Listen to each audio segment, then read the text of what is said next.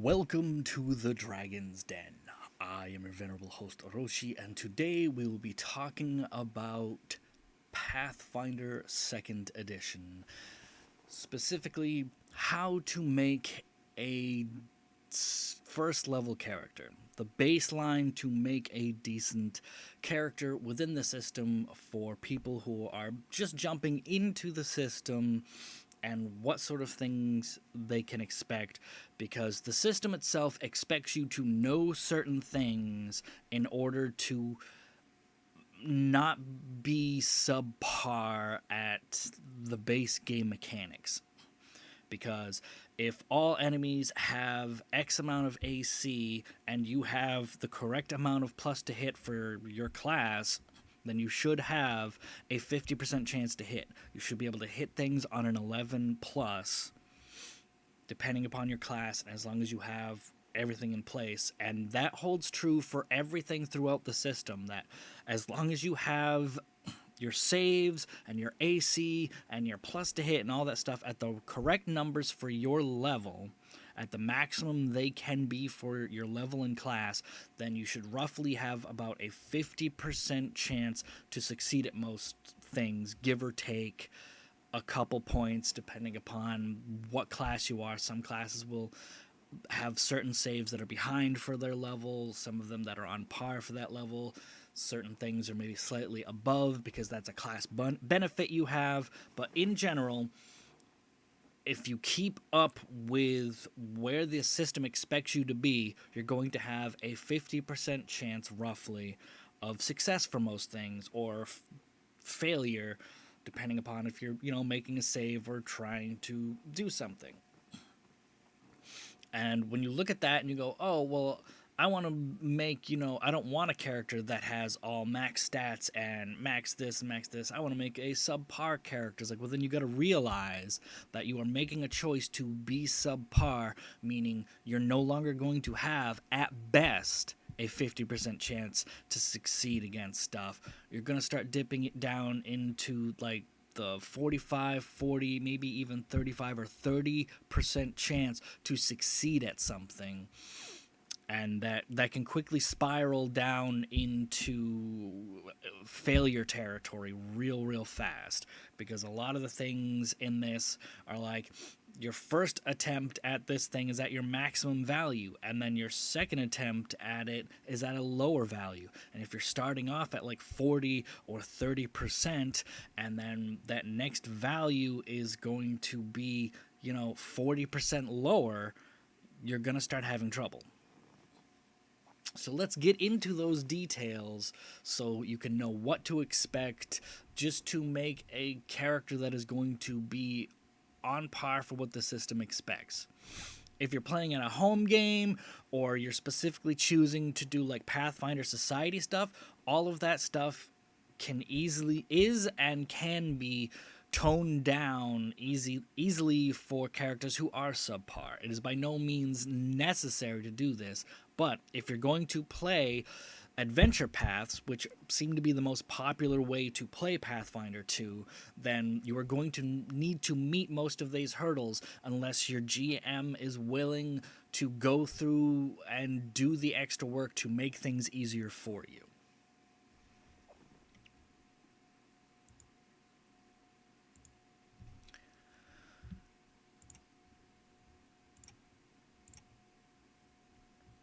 First thing, you want to go through and choose your class. And a big part of making a character that's going to be effective in a party is knowing what your party is about. Because party composition is an important aspect of playing Pathfinder 2. You can't just make whatever character you want to play and join whatever group and expect things to be alright, because they easily will not be. If you do not have a frontline character and you're just a bunch of casters, you are going to get crushed. It's not even going to be like a slightly fair battle. You will get destroyed. So you need to think about, you need a frontline character, you need some sort of damage character, and you need a skills character, And then your fourth slot can generally be more free to be something that fills in gaps or does other things. Like if you need a healer, then you'll want to have, maybe an in combat healer, or maybe a crowd control character, or something else that fills niches that this particular party might want. And this can be a very big problem for a lot of people because it's like, oh, well, I wanted to play this class, but the group I'm going into doesn't need that class, and it might actually be detrimental for them because they had a champion before I'm joining, and now I want to be a caster. It's like, well, that's a huge change for this group composition that had a very strong frontline character, and now you're choosing to bring in a squishy character. You need to make sure that whatever character you're making works well with the rest of the group, which can be very difficult because a lot of classes just won't work with a lot of other classes. So that's where system mastery comes into effect in a lot of different ways. Whereas if you want the simplest classes that bring the most amount of things to the table, then there's really only 4 classes you can choose, and that's going to be Barbarian. They're great frontliners. They do the most amount of damage in the system, period. No strings attached. They are just the best damage dealers, period. With the downside is that they lower their AC, which means they're going to be getting hit a lot more and crit a lot more. So even though they have the highest amount of hit points in the system, they can often feel pretty squishy because they're constantly getting hit, and they don't get any damage resistance until like 7th level or so. So they can feel pretty weak in a lot of different ways. Next would be your utility caster, bards. Bards are fantastic because right out of the gate they have cantrips that will give you +1 to hit, and later on they'll be able to do AoE fear effects to enemies. And then they also have occult magic, which is good at debuffs and mind controlling sort of stuff. So straight out of the gate, they have a lot of useful things for any group, which is really great. Unless you've got a lot of other casters, which since Bard is a full caster in and of itself, you shouldn't have a lot of other casters in your group. So, but they're one of the strongest classes, but they're still probably like a 3rd or 4th pick for a group. Champion. This is your frontliner, period. There is no character who is better at standing in the middle of a whole bunch of enemies and just taking hits to the face. They have the best AC in the game by a fairly large margin, but it doesn't start kicking in until like 7th level or so. So in the beginning, they can feel like a fighter, only a little bit worse. But they eventually ratchet up, and even if their defensive capabilities at the start for their personal defense aren't great, they start with Champion's Reaction, which allows you to, as a reaction, whenever an ally gets hit, give them damage resist all, which is ridiculously strong. So champions do great when they're in close to allies and tanking lots of hits. Put a shield on you, and you can get multiple reactions later on. They are just the front line wall of defense. Clerics are good 4th choices if you need in-combat healing because they get a lot of free heal slots for the day. But depending upon your group build, if you have a champion and stuff, you probably won't need a cleric. And then Fighter. Fighter is halfway between Barbarian and Champion. They're decent on defense, and they're the 2nd highest damage dealing class in the game. So you can do good defense with great offense, and depending upon what feats you pick up, you want to be in melee because their ranged feats are just subpar in damage. But as a frontliner, they're really good at doing offense and defense. And then the Rogue. Rogue is a fantastic class just because they get twice as many skill bumps and skill feats as every other class. They literally count as 2 of almost any other class in terms of skills. Everybody else can get up to 3 legendary skills. Rogues and investigators can both get 6. That is twice as powerful as anybody else, almost. There's inventors get automatic progression in one skill, so they're one of the newer classes that kind of break that mold. But almost every other class in the game, rogues and investigators are twice as strong in the skill bump and skill feat department, which is crazy. And then specifically for rogues, they also tend to have good AC because you're going to be focusing on dexterity. So they'll be able to meet the minimum amount of max AC for their class fairly easily. And they also have a damage mechanic which puts them on par with most other martials, nowhere near fighter or barbarian levels, but on par with pretty much every other martial character for damage, and that's fairly easy to trigger. So rogues are almost required in most groups just to get the amount of skills you're going to need to get through stuff, because you will have skill challenges that you will need to do. So those are the classes that if you don't know what to play and you're new to the system, choose one of those. They're pretty easy to use and they are the best at the things that they do. Every other class in the game, you're going to have more system mastery and do more brain work on figuring out how can my character be useful in these situations, especially for combat, which is, as always, for D20 role-playing games, the most important thing. Because if you fail at combat, you're probably dead. You fail at anything else in the game, it's probably not going to kill you. You fail at social stuff, it'll just make the game harder. If you fail at traps and stuff, it'll probably do some damage. It might kill a character, but it's not going to be a TPK. So you want these classes that are good at combat and then can also maybe offer other bonuses as well. But let's take a standard fighter and build a simple character. And for the baseline of ultra simplicity, we're going to be human. And this defaults you as barkeep, which is constitution or charisma, which we don't really want. We want strength. So your average Joe that just had a simple working life. Super average Joe. And one of the first things you're always going to want to do is once you've chosen whatever background that you want,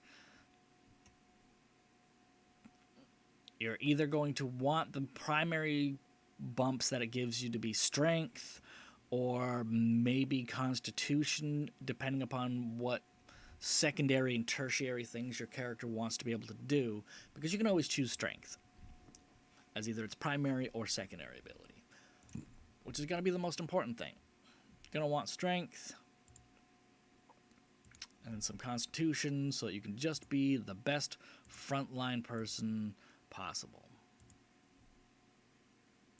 So bam, just going through this, strength, constitution, class bonus, strength, and then your first free boost, which you get 4 of, you want strength to max out that strength at 18, which is the highest you can get for a first level character. And what that means is you're going to have a +4 bonus to all your strength-related stuff, which for melee will be your attacks. And that is required for all characters to have a +4 in their primary stat in order to reach that roughly 50% chance to hit stuff.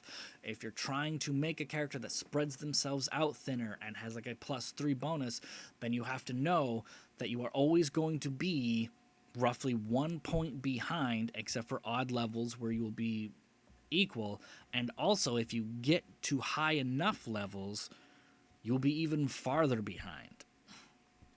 Because of the way the system works, every point after 18 does not give you a bonus, because every boost you get from a stat gives you +2 to that stat until it hits 18. And then every boost after that only gives you 1 point. So starting as an 18, you're not going to hit 20 in that stat until level 10. So it is a progressively slower climb after that. But if you want to hit the peak of being able to get +7 at maximum level, you're going to need to start at +4. And then you can have a +3 as your secondary thing, and then just choose a couple other stuff that you want to be decent at. And these other things that you're choosing will be able to hit 18 by maximum level. So keep that in mind. You're definitely going to want to boost your dexterity, your constitution, and your wisdom, because those are your saves. And if you're choosing something other than human, then you're going to have more boosts up here for your ancestry, so you'll have a lot more interesting stat spread than this most of the time.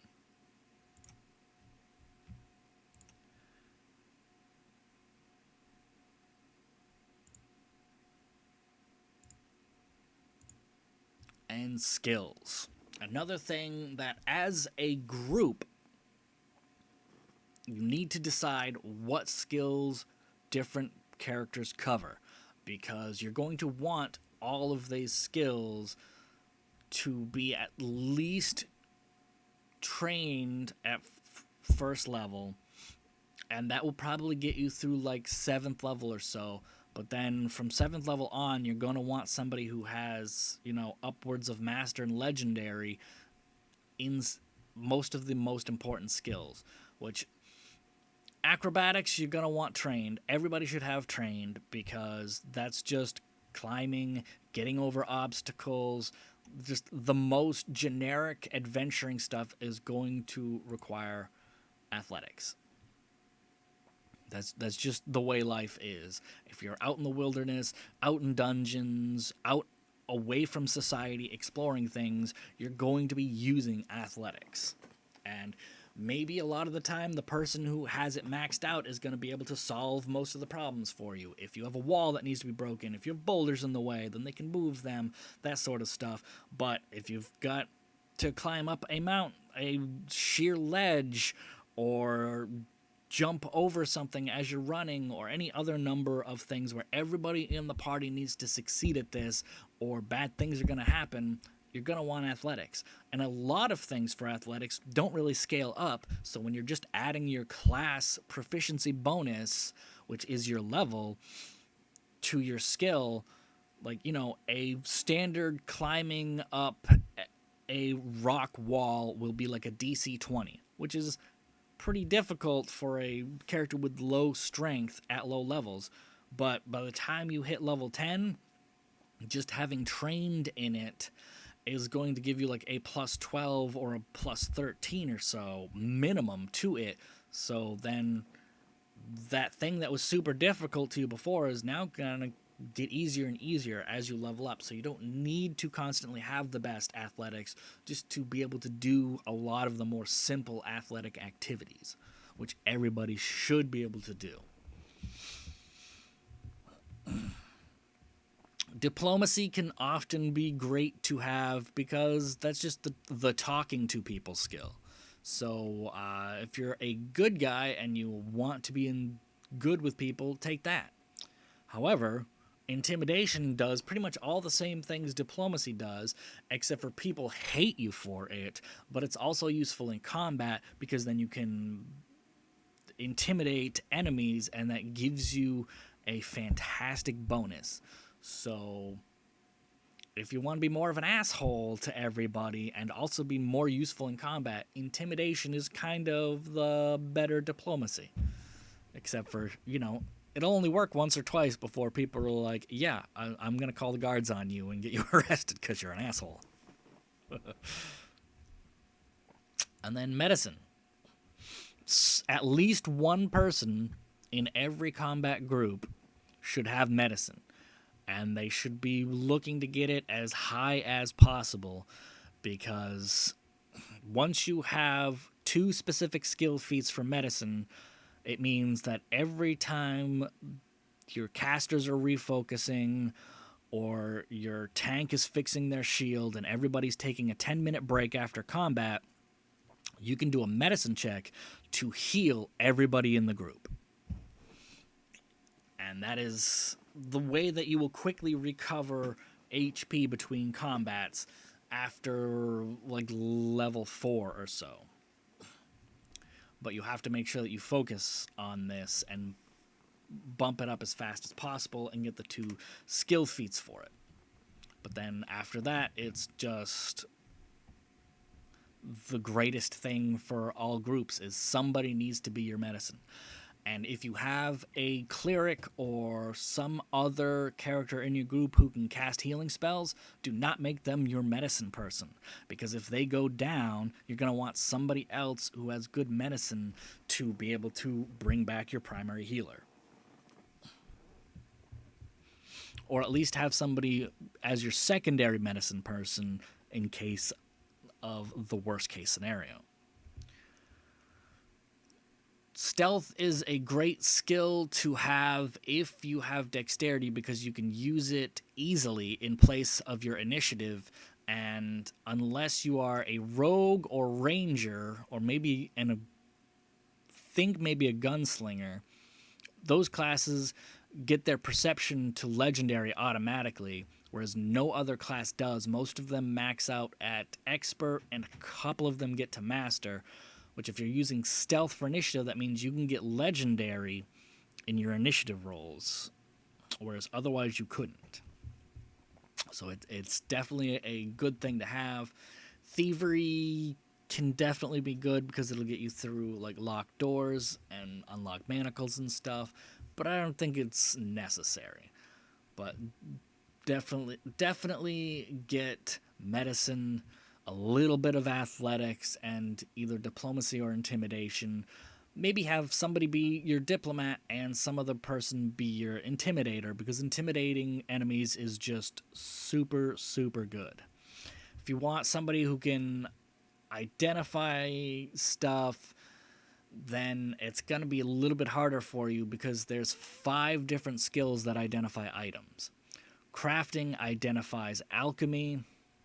Arcana identifies arcane magic items. Nature identifies primal magic. Occultism identifies occult magic. And religion identifies divine stuff. So that can be rather difficult to get through, although I think most GMs would just be like, the DC is a little bit higher for not using the right skill for that, because not being able to identify any of the stuff you're picking up, because you only can master 3 skills. I mean, get legendary in 3 skills. Nobody's going to want to choose Arcana, Nature, and Religion and still be bad at 2 out of the 5 you need to identify everything, and have no other skills to your name. So that's where splitting things up comes in handy. So you need to sit down with your group and ask, who has these basic skills covered? Who has medicine? Who has diplomacy? And just to check in, try to make sure everyone has some athletics.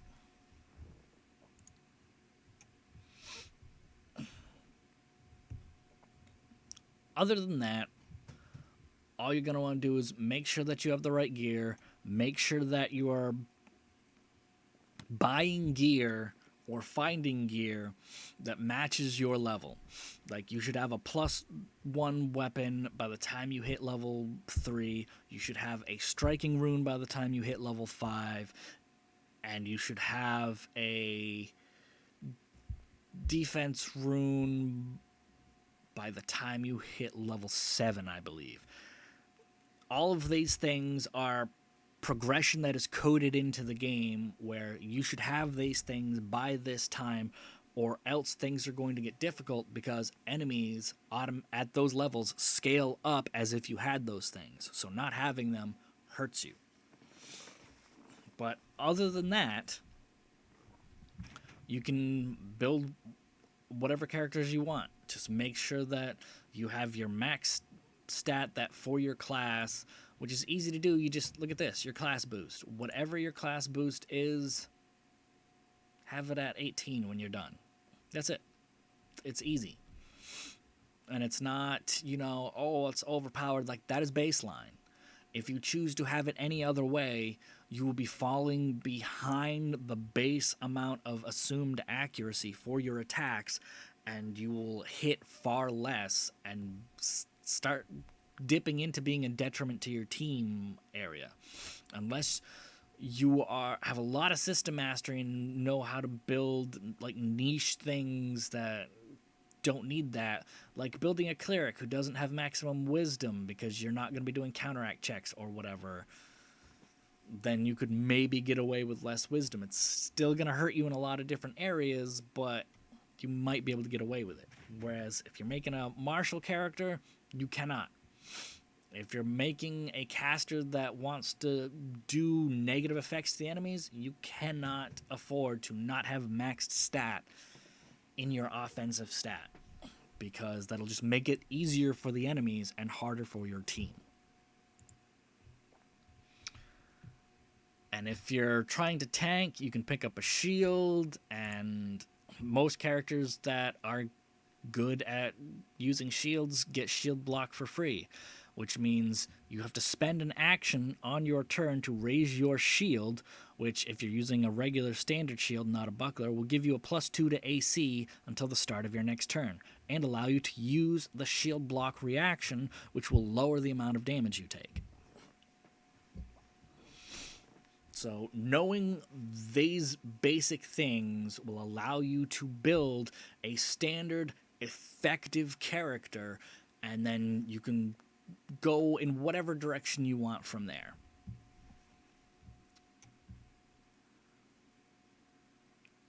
You can pick up any flavor you want, choose stuff, but as long as you keep this baseline